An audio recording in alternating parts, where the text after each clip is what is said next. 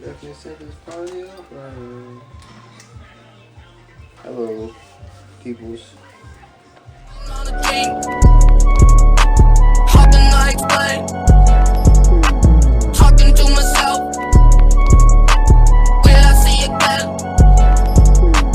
We are always running for the thrill of it, thrill of it. Always pushing up the hill, searching for the thrill of it. All that on, we are calling out, not again. Never looking down, I'm just an aura, what's in front of me. Is it real now? To be a boy, become one. I can You can catch my raw thought to that bitch, but like if you gonna run that bitch back, we can run that bitch back. And just let me know when you're recording. I'm recording. It's just running. Oh, but pretty much, my inspiration comes from like my surroundings and everything. I'm really a fan of like going out in the world, like going out in my city, finding new spots, like finding great aesthetic, great places and everything.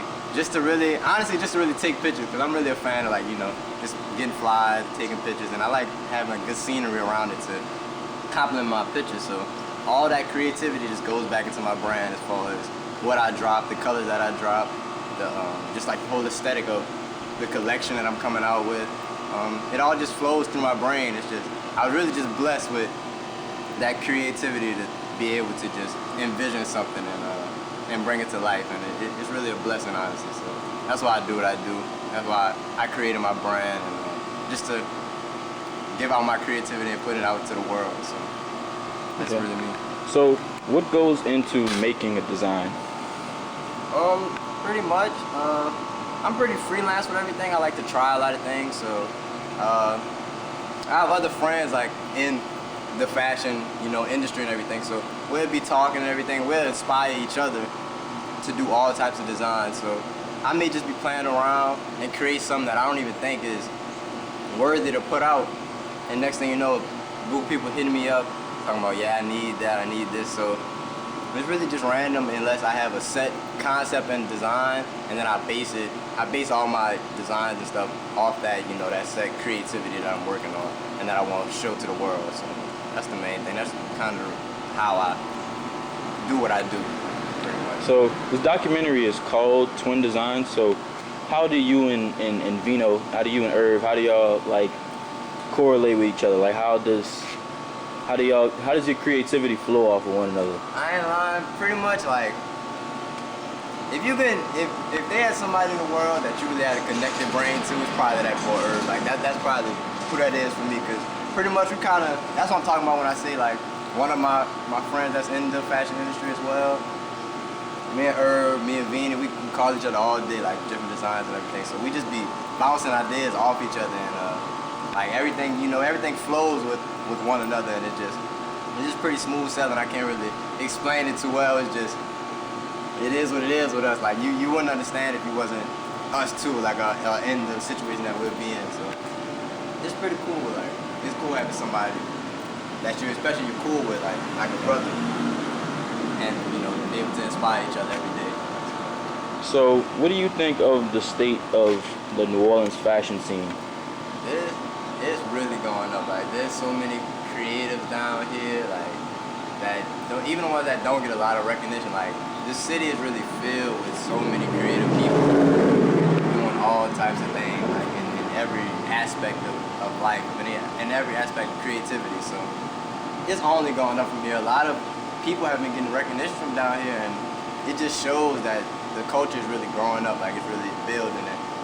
The rest of the world is recognizing the New Orleans culture, who's actually down here, the New Orleans creativity, and it's just really, it's cool to just see everybody, like, the whole family of creative designers, just everything that goes into part with fashion and anything in general. Like, 'cause it's all culture, it's all New Orleans culture. So. And where do you see yourself, in 5 years? Like, where do you see yourself in the fashion industry or any of your endeavors? Really, I just pray I'm on top pretty much. Like it's really just building steps. I'm very patient with a lot of things, so I'm just letting it all come towards me, and I don't want to rush anything for real. Pretty much I'm networking these days, just working on collections and everything. I'm just building that, and I'll see where that takes me from there. It's just the God's plan at the end of the day. So I'm just here living life.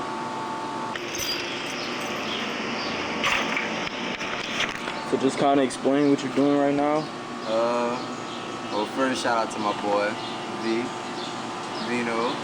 He had got me on this bit. It's like a little sander tool, so I kind of use it to do some of the distressing on the denim. Kind of show you how. It's just a little power tool. And you kind of just show you how you can.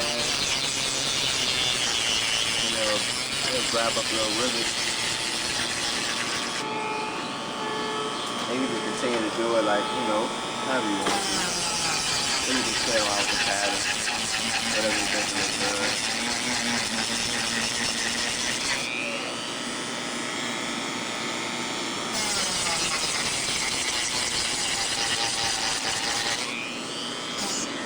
So I'm just making a couple lines. Cause after I wash it all up, it'll just really ravel up. So you kind of just do whatever you want to it. And you just gotta learn how it'll look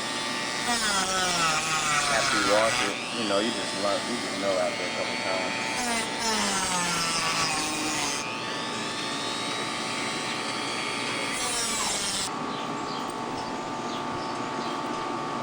You just keep going down, making different patterns however you want to. Just play around with it. It's kind of just freehand, unless you have like a certain design you're going for each time. So talk about how you how every piece is custom, or every piece is, because you're doing this by hand, it makes every piece unique. Oh yeah, I mean, every piece is really one of one. Like, I make it very, descriptive. Like, every piece will be one of one because I can't exactly do everything the exact way, if I'm doing everything, freehand. So it's not like I'm going to get it made. I'm all doing this, handmade by myself. I go get a blank pair of denim and I just work on them and then, transform them into something new, like that you'll buy from another high-end place or something. It's just something that I do for fun, like. And do your customers, do they enjoy the fact that they have a unique piece that's different from anybody else? Oh yeah, of course. Like I get I'm very blessed because I get a lot of love as far as the people that do support me. Like it's just a great feeling. So as long as they're happy, I'm pretty much happy. Like that's why I continue to do what I do, just to get it out to the public, that the people that actually want it. So that's my main focus, is just making people happy. The young designer Irvin Francois has become a recognizable name in the New Orleans streetwear fashion scene. He started his brand Vino Francois in 2018 and has seen remarkable growth in the past 3 years. He started out with nationwide brand World Envision as an assistant to their creative process. As he gained popularity, World Envision collaborated with him on custom tie-dye pieces, all made by hand. From that point on, he moved forward with the brand, having his own line run at their stores. In 2020, he distanced himself from World Envision and focused on his own brand. Since then, he has created hats, t-shirts, jeans, and hoodies, all selling out within days. The brand has been sported by rappers and professional athletes, giving his brand even more attention.